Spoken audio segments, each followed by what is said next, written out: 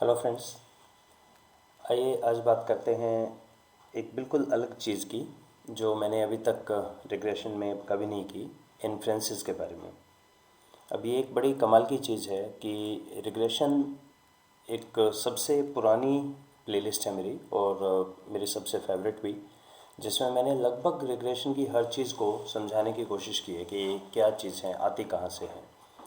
पर एक अमेजिंग चीज़ इसमें है, मैक्सिमम स्कॉलर्स की, स्टूडेंट्स की इसमें कोई इंटरेस्ट नहीं है कि ये आते कहाँ से हैं। उनका ये रहता है कि लिखना कैसे है इसको।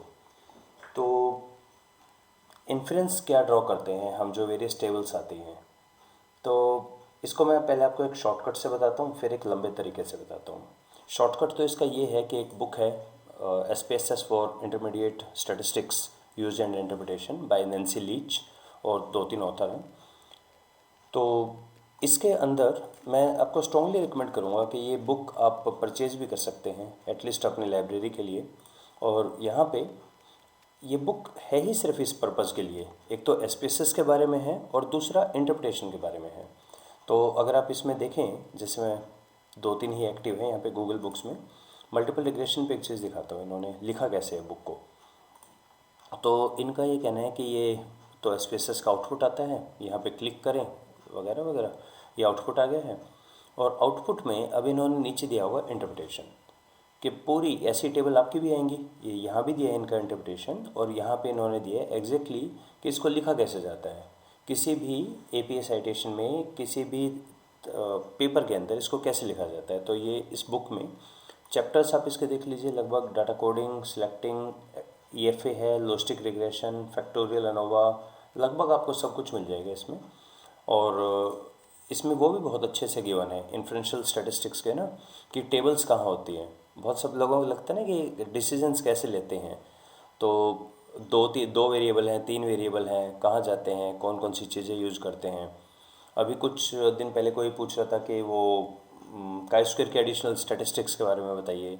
तो ये सारी चीज़ आपको यहाँ बहुत डिटेल में मिल जाएंगी। मनोवा पे क्या है, जीएलएम में क्या है, पूरी बुक ही इसके बारे में है। एक्सीलेंट बुक, इसको आप यूज़ कर सकते हैं। रिग्रेशन के बारे में मैं जो बता रहा हूँ आपको, बेसिकली ये एक इसका नाम है जीएलएम, जनरल लीनियर मॉडल। और ये मैंने इन 2 वीडियो में बहुत डिटेल में समझाया है। अगर आप ये 2 वीडियो देखते हैं तो आपको लगभग ये क्लैरिटी आ जाती है बेसिकली कहानी क्या है रिग्रेशन की, ये टी टेस्ट से कैसे अलग है, या क्रॉस टैब क्या होता है।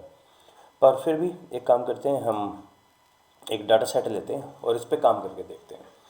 मेरे पास एक माइल्स पर गैलन है जो कि डिपेंडेंट वेरिएबल है, और हॉर्स पावर इंडिपेंडेंट वेरिएबल है, और मेरे पास टोटल 20 ऑब्जर्वेशन है। ठीक है। अब पहले तो इसमें कई चीज़ें देखें हम। सबसे पहली चीज़ ये है, क्या हॉर्स पावर एमपीजी को कॉज करता है, क्या एमपीजी हॉर्स पावर की वजह से है। अब ये आई रिमेंबर एक वर्कशॉप में मेरे से किसी ने पूछा था, क्या हम रियली ये कह सकते हैं कि ये डिपेंडेंट और ये इंडिपेंडेंट, इंडिपेंडेंट डिपेंडेंट का कॉज है। अब ये काफ़ी बड़ी चीज़ है।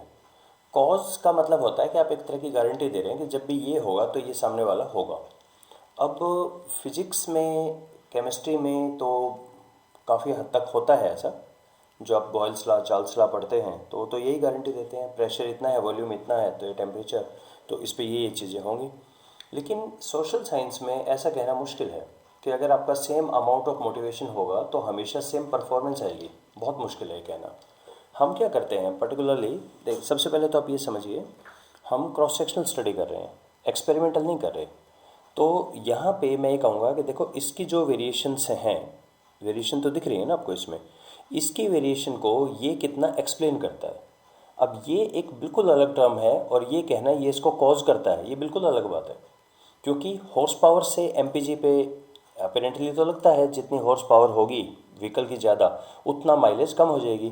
पर क्या हॉर्स पावर से कम होती है? ऐसा तो नहीं है हॉर्स पावर की वजह से व्हीकल का वेट बढ़ जाता है और वेट की वजह से कम होती हो। या ज़्यादा बड़े हॉर्स पावर के लिए इंजन का साइज़ बड़ा होगा, उस इंजन साइज़ की वजह से वेट बढ़ जाता है, और वेट से फिर आपका एमपीजी कम हो जाता है, माइल्स पर गैलन या फ्यूल एफिशिएंसी। इसका मतलब है डायरेक्टली ये कॉज कर रहा है या इनडायरेक्टली कॉज कर रहा है, बहुत मुश्किल है ये बता पाना। इसीलिए ये जो एक मैंने यहाँ बताया था पार्ट एंड पार्शियल कोरिलेशन, ये बहुत असेंशियल चीज़ है कि पार्शियल कोरिलेशन, एक्चुअली कौन हो सकता है उसको निकाल के बाकियों का एक्चुअल रिलेशन क्या है ये देखना। खैर, अभी हम बात करते हैं रिग्रेशन की। और रिग्रेशन में हम इन जनरल क्या करते हैं कि रिग्रेशन, ओके, डिपेंडेंट वेरिएबल मैं एमपीजी को ले रहा हूँ और independent variable, independent Excel, independent को एक्स बोलता है, आप कुछ भी बोलो, एक्सेल उसे बोलता है ये, राइट। लेबल्स हैं और मेरा आउटपुट मुझे डी में दे दे।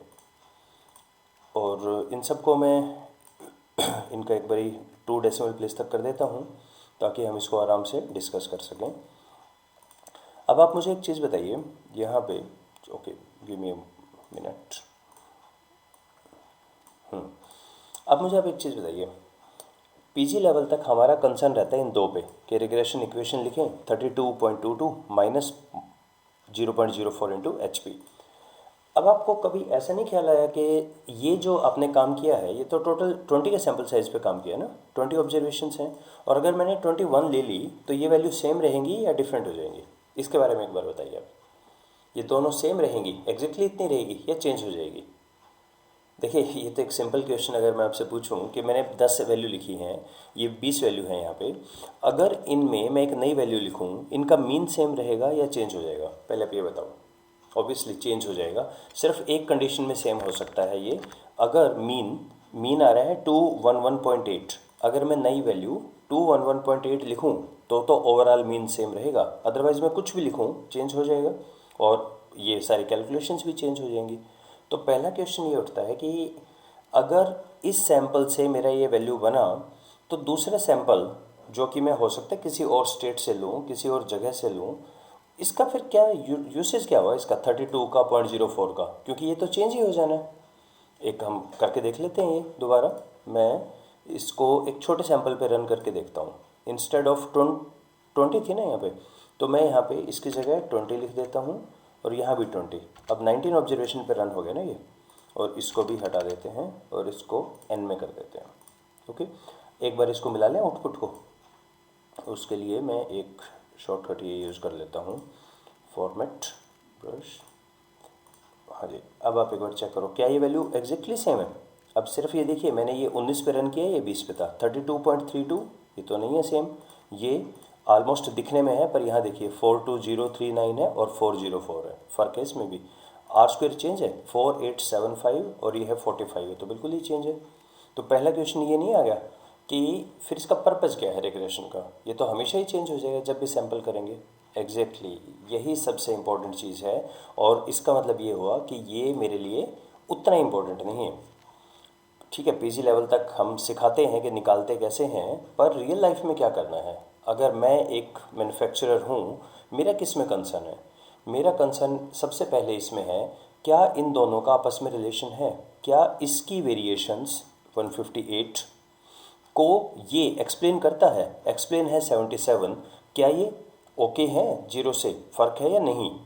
इसको हम डिवाइड करते हैं इनसे, MS F रेशो आता है। तो सबसे पहले मेरा जो इंटरेस्ट है वो है अनोवा में। अनोवा में मैं, आप बोल लीजिए नल हाइपोथेसिस है R square is equal to 0, या एक्सप्लेन पार्ट कुछ नहीं है। तो अगर ये हमारी एक्सप्लेन, मेरा जो नल हाइपोथेसिस है कि R स्क्वायर 0, अगर यही मेरा एक्सेप्ट हो गया फिर तो किसी काम का ही नहीं, फिर आगे क्यों जाना है इस पर। इसीलिए सबसे पहली चीज़ हमें जो रिपोर्ट करनी है वो ये रिपोर्ट करनी है अनोवा, राइट। मैं काम करता हूँ, मैं यहाँ ब्रेक लेता हूँ, अगले वीडियो में यहीं से कंटिन्यू करता हूँ। Thank you.